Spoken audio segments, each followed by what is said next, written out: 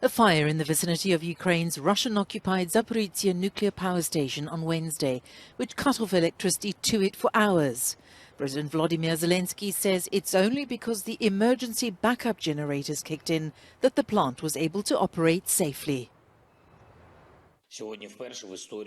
Today, for the first time in its history, the Zaporizhzhia nuclear power plant stopped, and the emergency protection of its power units was activated after Russian shelling damaged the last operating line of its output to the Ukrainian power system. Diesel generators immediately started providing energy to the plant itself to support it after the shutdown. The world must understand what a threat this is. If the diesel generator had not been turned on, if the automation and our station staff had not worked after the blackout, we would be forced to overcome the consequences of a radiation emergency. Russia has denied responsibility for the blackout, instead blaming Ukraine for the attack. UN nuclear watchdog the IAEA says it hopes a visit to the site could take place within days.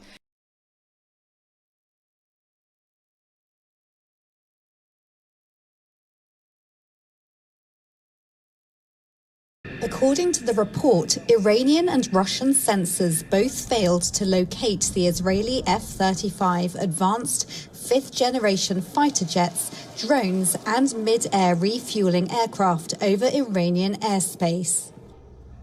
The US and Israel have been carrying out a series of both secret and public exercises to prepare for a possible strike on Iran's nuclear facilities and Iranian warships in the strategic Red Sea in order to prevent a potentially nuclear Iran.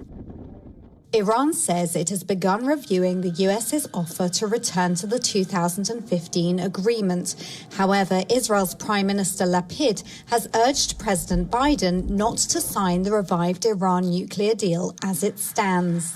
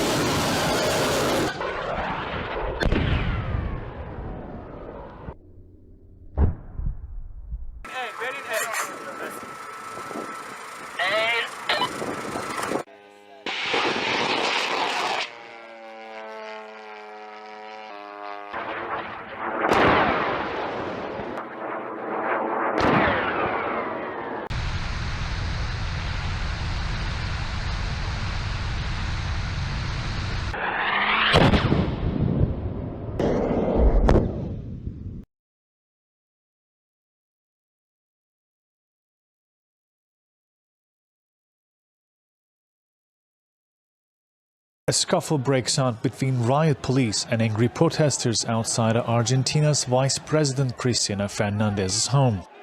People took to the streets after federal prosecutor Diego Luciano outlined the alleged financial misconduct of the former president. Fernandez has been accused of corruption while holding the country's top position from 2007 to 2015. Prosecutors say Fernandez's fraud against the state cost the country around $1 billion.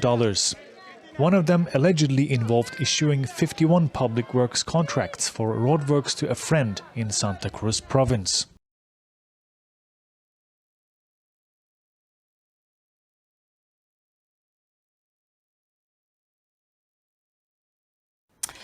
Now, the former Pakistan Prime Minister Imran Khan has appeared in court in Islamabad on terrorism charges that could threaten his future political career.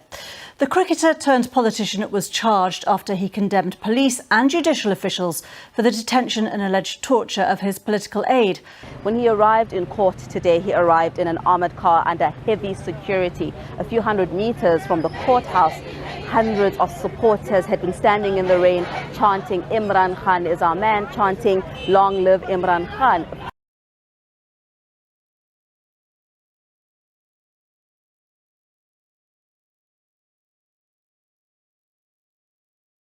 Latvia's largest Soviet memorial has been destroyed on the orders of the National Parliament. A concrete obelisk rising nearly 80 meters into the sky formed the centerpiece of the monument. It commemorated the Red Army's victory over Nazi Germany in the Second World War. Its toppling is the latest example of an ongoing trend in the Baltic states and Eastern Europe, where relics of the Soviet Union are being removed. Meter upon meter of concrete steel crashing to the ground.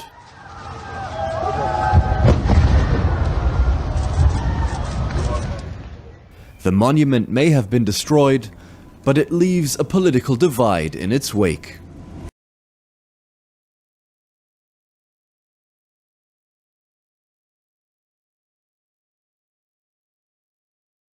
Nightmare in the skies for passengers on a flight from Mexico headed to LAX. One of the plane's engines sparking and catching on fire in midair. The Viva Aerobus flight out of Guadalajara had just left the airport when passengers heard a loud explosion and noticed flames and sparks pouring from the right engine. Terrified flyers frantically alerted the captain and crew, who promptly turned the plane around and landed back in Mexico safely. Thankfully, no one was hurt. The plane airline investigating what caused the engine malfunction.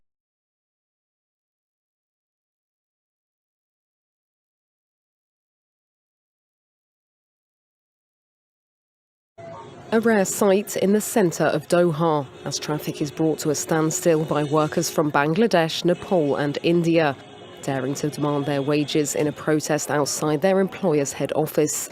Demonstrations are banned in Qatar. At least 60 workers have been deported. Workers driven to desperate measures after not being paid for 7 months. The hotels they've been building will welcome fans from across the globe for the World Cup. Their employer, a major construction and hospitality firm, has refused to explain why wages have gone unpaid. Foreign workers make up 60% of the population in Qatar, which has heavily relied on labour from abroad to build the infrastructure needed to host the world's biggest football tournament.